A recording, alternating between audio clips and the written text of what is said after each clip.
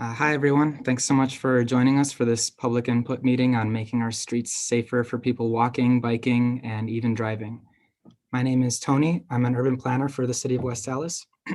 This year, the planning team has had the unique opportunity to collaborate with graduate students from UWM's urban planning program to come up with a plan for safer streets in West Allis. We want to hear from you about how we could improve your experiences getting around town, especially when it comes to walking and biking, because at the end of the day, we are all pedestrians. Even if it's just walking from your car to the front door, we all use our streets and sidewalks to get around. Just so you all know, the presentation portion of this public meeting will be recorded, and then I will turn off recording when the public input part starts. With that, I'll have the students introduce themselves and the project. Jordan, take it away. All right. Hello, everybody. Thank you for coming this evening. Well, I'm Jordan Walia, joined by Carl Wesmeyer, Haley Jankowski, Zach Roeder, and then Cody Garcia. And we will be going through a short little presentation about neighborhood greenways and what we are going to do for West Allis in proposing a plan of a greenway network. So just a little breakdown of our meeting for tonight. It won't be set in stone, but just a little guideline of going through an introduction, what is a greenway, what might a greenway look like for West Allis. Then we'll address some of the questions that you guys have, and then we'd like to hear a little bit more from you at the end about certain routes and what we're looking to do. For those of you that aren't familiar with Zoom at all, this video chat platform, if you hover over the bottom, you're able to enter into the chat. If you click on the little speech bubble, and a little chat box will pop up, and you can type in whatever you'd like into there, or certain reactions and questions you might have throughout the presentation. You can also go into the reactions, that little smiley face with the plus symbol on it, and raise your hand for that if you have a question you'd like to vocalize, and we'll be able to call on you then. So just keep that in mind. And then if you guys wouldn't mind, we'd like to know who's attending the meeting today. So you can type in the chat just something about you if you're like a resident or a business owner in the area and what your name is for the night so we know who joined us. We'd also probably appreciate you guys letting us know how often you bike or walk in West Allis and any initial thoughts you have before coming to the meeting, maybe just a little short, couple sentences that you can add. So again, this is the City of West Allis Planning Department in conjunction with grad students at UWM for urban planning. So,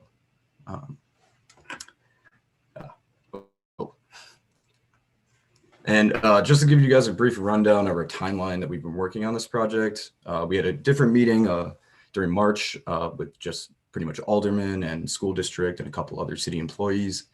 We've also released a public survey that has gone out and concluded last week. It was up for about 2 weeks, and we got a good amount of responses for that. We'll, in a little bit, we'll share a little bit of the data with you that we received from that. Public meeting, of course, of today, of April 19th. And then finally in May, we're gonna hand over the city of Milwaukee a greenway plan for West Allis that hopefully will be important for you guys. And then Haley will take it away with some of the data we received from the survey. So she can handle this. All right, so as Jordan said, we did conduct a public survey that was available through various channels from the city of West Allis. We received great response from all 5 alder districts, which is really great to see. And I'll just kind of go through some of the initial findings that we have from that data. From our preliminary findings, we did find that there is a demand for bicycling in West Allis.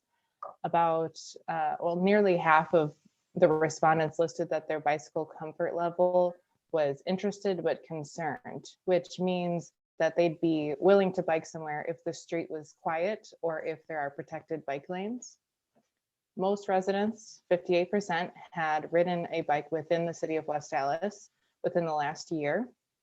And then of those who had not ridden a bike within the city within the last year, more than a third said that they might be interested in doing so if they felt safer from vehicle traffic.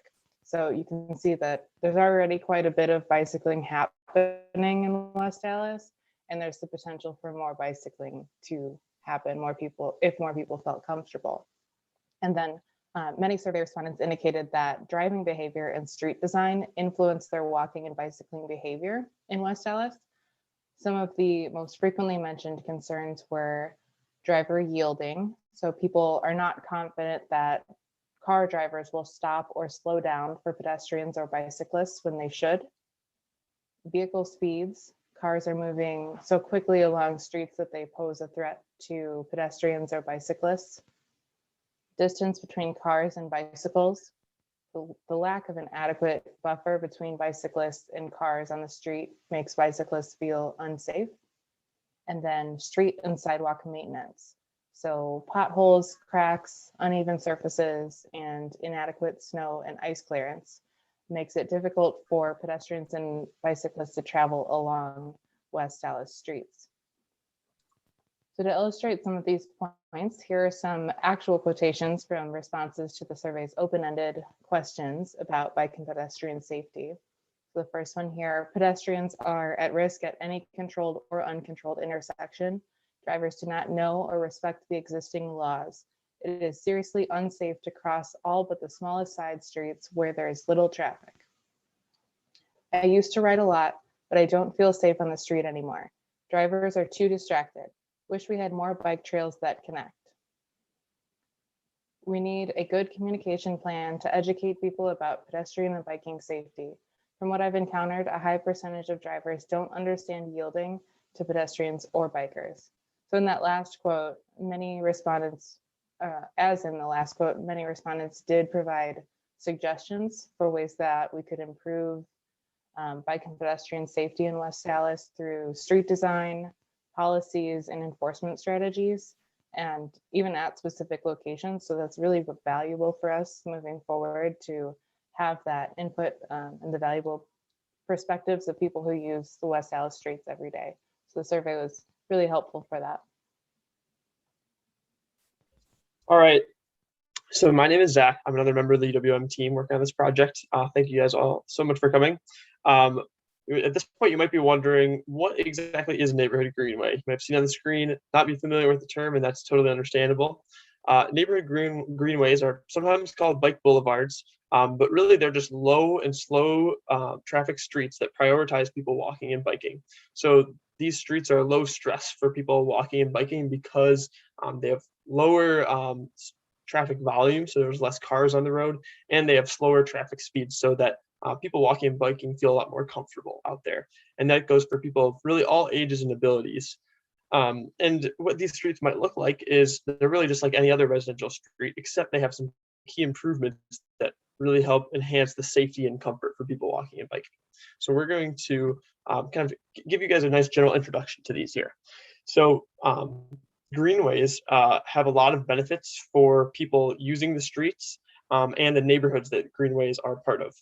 One of the most important things that greenways do is to improve safety for all users of the road, people walking, people biking, and people driving, by calming traffic down and slowing vehicle speeds, which is some stuff we'll get into in a little bit here.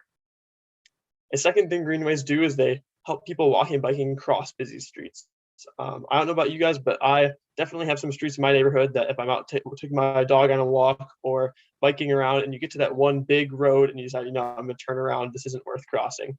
So greenways are a great way to help make cities like West Allis a lot more connected and allow people to be able to cross those streets easier by having some really important improvements at those intersections. Greenways also help guide people along routes. This is especially important for bicyclists who may be going from one part of town to another. And greenways reduce the amount of cars cutting through residential streets. So greenways can really help make residential communities really residential and not have these kind of mini highways that cars may take to get from one big road to another. And so there's some different ways that greenways can kind of discourage people who aren't from the neighborhood from cutting through those streets at really high speeds and being kind of dangerous for people out there walking and biking. So greenways can do a lot of different things, but there's also a lot of different strategies for cities like here in West Allis that we can do to make these greenways really good, comfortable places for people walking and biking. So we're going to take you guys through a few of those. The first set of them are really important for making greenways more visible to people. So that is really important for helping people understand that where routes are, where greenways are at in their community, and help them get from one place to another. So one really key way to do this is through signage. And there's a bunch of different ways to do this. The picture on the left is actually from Madison, Wisconsin. There they call them bike boulevards, but they have these kind of special street signs at intersections that let people know here's where our bike boulevard or greenway is, and this is a special type of street. The picture on the right is from Seattle, Washington, and that's another cool type of greenway signage, which can show people how to get to different places, what direction they need to go, how far away it might be, and sometimes even the amount of time an estimate of the amount of time it might take to get there. So signage can be a really important way to help people distinguish where greenways are and how they can use them. Paint is another good way to make greenways visible to people. One important thing that this does is it lets drivers know, hey, this is a shared space. There's going to be bicyclists here, so you should be aware of that. It also helps people walking and biking know where the greenway routes are and which direction they may be traveling. So there's a bunch of different ways to do paint. Most commonly are different types of sharrows. Some of them are very basic, just kind of white paint on the pavement, but then there's some that in the survey we saw a lot of preference for, more brightly colored green painted versions, or like the picture on the right, ones that kind of show the direction where maybe a turn is coming up. As we mentioned before, one of the key things that greenways do is create slower speeds. And you may be wondering, why is that good? We want to get from one place to another. Why do we want to go slower? And the main real benefit from lower speeds is safety. Vehicles traveling at high speeds take a lot longer to stop. They have a lot harder time distinguishing things in their field of vision. So it's a lot harder to see maybe a kid next to your car. And they also have a lot more severe impact if you were to hit somebody in your car at a higher speed. So this graphic on the left, as that shows, is that there's a lot more risk at higher speeds. So on the very left of that graphic, it says at 20 miles per hour, if a loved one were hit by a car going at that speed, you only have really about 13% chance of being severely injured or even dying. So maybe about 3 out of 20 people would maybe be hospitalized from something like that. When the speed goes up just to 30 miles per hour, this is a speed, I think, as we all know, we see all the time on our residential streets. At just 30 miles per hour, you or a loved one might have a 40% chance of being severely injured or dying. So that's about 8 out of 20 people. And then at 40 miles per hour, which again is a speed we see all too often on our streets in West Allis, there's a 73% chance that you would be severely injured or die if you're hit by a car at that speed. So about 15 out of 20 people. So we really see that speed is a really big safety problem. And in greenways, where the streets are going to be we're really wanting people to be able to, of all types, people driving, people walking, and people biking, to use those streets. We want to make sure that those streets have really safe speeds on them. So one of the kind of key gold standards to a good greenway is having a speed limit around 20 miles per hour. Another strategy to help reinforce this is speed humps. That's something I'm sure everybody has seen as well. So speed humps are really just kind of raised concrete pads on the roadway. They might be a little different than like a speed bump you might see in maybe like a bank parking lot or something, where it's a very small bump. These speed humps are a little bit wider than those speed bumps. And so they're more impactful for cars. So they really have to slow down to about 15 miles per hour usually to cross them. These wider speed humps are also nicer for bikers. It's a little smoother, and there can even be modifications to the design, like the picture on the left, which has a little cut through for the bike tires to go through. So that's another really good way to slow down speeds. Greenways also have a lot of strategies to make crossing safer at intersections along the routes. One of the key and really cool ways to do this is through neighborhood traffic circles. These are essentially raised planting beds, usually circular, that are in the middle of a small, maybe residential intersection. And what these do is they prevent cars from just zooming on through the streets there, kind of using them as like a little maybe a highway or something. And instead, it really reinforces that people may need to stop or slow down because they have to kind of divert around them. And so that can really increase the amount of times that cars will actually yield to pedestrians or people biking. Another benefit of these is that they can look really beautiful and really be like an asset to neighborhoods. As you see in the picture on the left there, you can have really nice plantings in them that takes a slab of gray concrete and turns it into something a lot prettier for the neighborhood. Another good way to make intersections safer is curb extensions. You may see some of these around West Allis already, or in some of the communities in this Milwaukee area. But curb extensions are essentially just pulling in the sidewalks closer to the middle of the street, right near the crosswalks. And so this makes the crossing distance a lot shorter, which helps people get across quicker and safer. And it also makes people more visible to cars as they're waiting there. So this really increases the amount of times that drivers will yield to pedestrians, which is a really important thing. Curb extensions can also be a really cool asset to communities because they can also be really beautiful. You can have planters in them, or as you see in the picture on the right, you have special decorative painted designs in them as well. At larger intersections, greenways have some different strategies to make sure that cars are stopping for people walking, biking. And as we know in West Allis, there's some really big streets out there like Highway 100, which you may need to use some strategies like these. So one way to do that is signals. So signals are, maybe like the picture on the left, some sort of light system. This is called a hawk signal. And this kind of reinforces to drivers that they're supposed to stop for pedestrians. The picture on the right shows a thing called a flashing beacon, which is something somebody walking or biking can tap to make it start flashing. And then it's a really good extra indicator to cars. Hey, there's somebody walking here. You need to make sure to stop for them. And then finally, there's another way to improve larger intersections is improving the medians in them.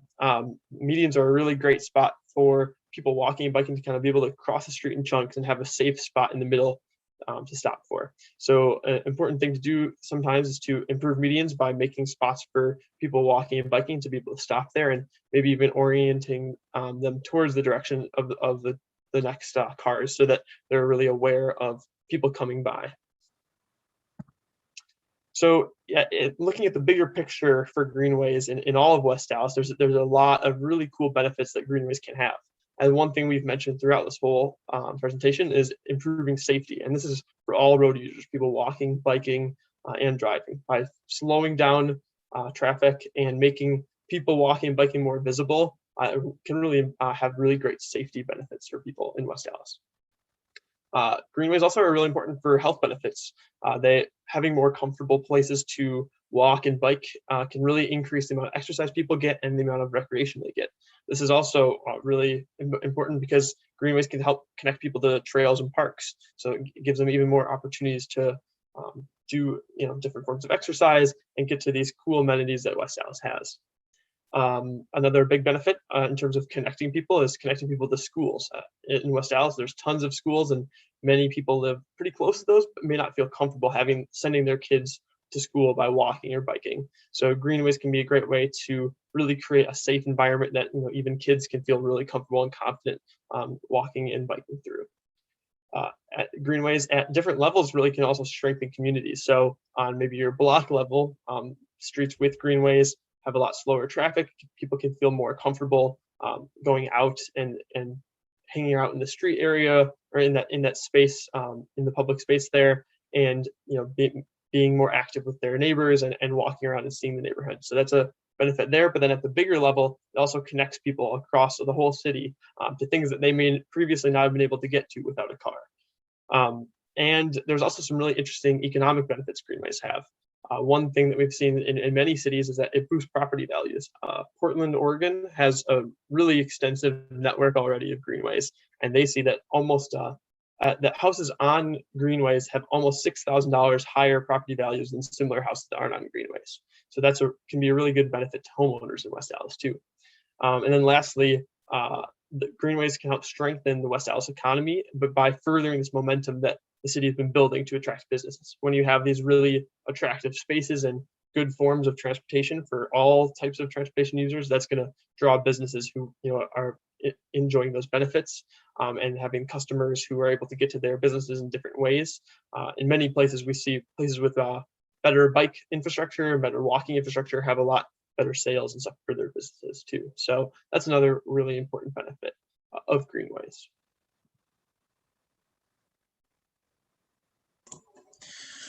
So now we're going to be taking a look at how a Greenway network could be applied to West Allis. So the first step in the process that we've taken as a team is looking at important locations to connect. So we have, on our next map, you'll see parks, schools, civic centers, that's City Hall, library, post office, grocery stores, hospitals, and senior living facilities, all marked across the city. These are, we chose some of these because there are important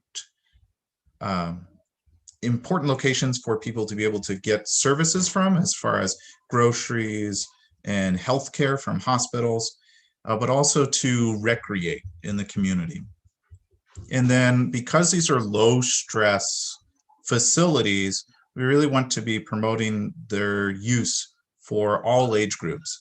And so they're very accessible to younger kids and also to elderly. So if there are important locations that you feel that we have missed, definitely include, you can write something in chat. Let us know. We will take your feedback and try to make sure that we're capturing the key locations to get around and in the community. So the next map, once we identified the locations throughout West Allis, we looked at roadways with already existing low traffic and also low speeds. So the one wonderful thing about West Allis is it already has a pretty robust network of neighborhood streets that are low stress to users. What we find that is the difficulty with connecting the city is typically going to be the larger sort of arterial and connecting streets. So the routes here that we've identified often have an easier crossing at our arterial streets, the larger streets. An easier crossing might be already exists because there's a light. Right. In not all cases, though, these routes have the safest crossing. So accompanying the routes that we are going to be adding in our plan, we'll also be talking about intersection improvements that Zach has already talked about, different elements to enhance the safety.